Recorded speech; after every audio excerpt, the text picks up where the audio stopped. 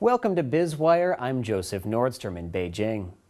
China's Premier Li Keqiang issued his work report to the National People's Congress on the state of the country's economy.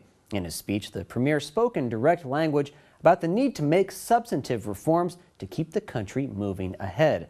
Of the many changes outlined in his address, Li spoke about the need to modernize state-owned enterprises, or SOEs, by increasing competition and allowing more private ownership. The changes are thought to encourage modern corporate management that emphasizes efficiency and innovative products and services rather than full employment and pet projects. Since the government meetings last November, officials have said that market forces will play a more decisive role in allocating resources and even which firms survive amid more intense competition. Analyst at GK Dragonomics in Beijing, Andrew Botson, says leaders may return to policies similar to the 1997 to 2003 period, when underperforming SOEs were encouraged to close their doors. The premier used the term mixed ownership economy to describe how privatization would be introduced to industries currently dominated by the state. However, sectors thought critical to the economy and national security will not see their ownership structure altered. Advisor with the regulator that oversees state-owned assets, Zhang Chunxiao, says reforms toward fully mixed ownership will increase.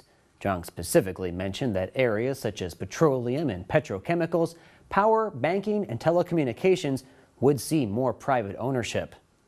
Oil giant Sinopec is one of the first SOEs to be open to private ownership.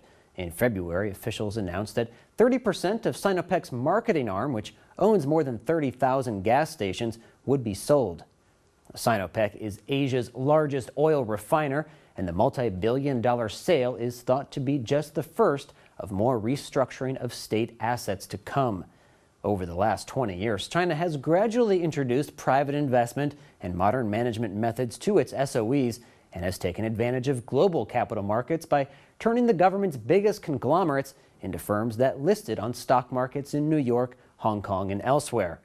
Critics say the monopoly position of many SOEs causes slower growth and interferes with innovation, as well as creates many opportunities for waste and corruption.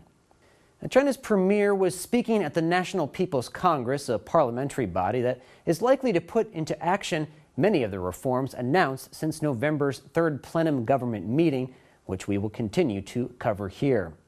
You're watching Biz Wire on the Blue Ocean Network, China's first and only privately owned English-language broadcast media. Our full episode can be seen on our website, BONTV/biz-wire. Let's turn now to Neil Jones for a quick look at a few stories that are buzzing through the markets.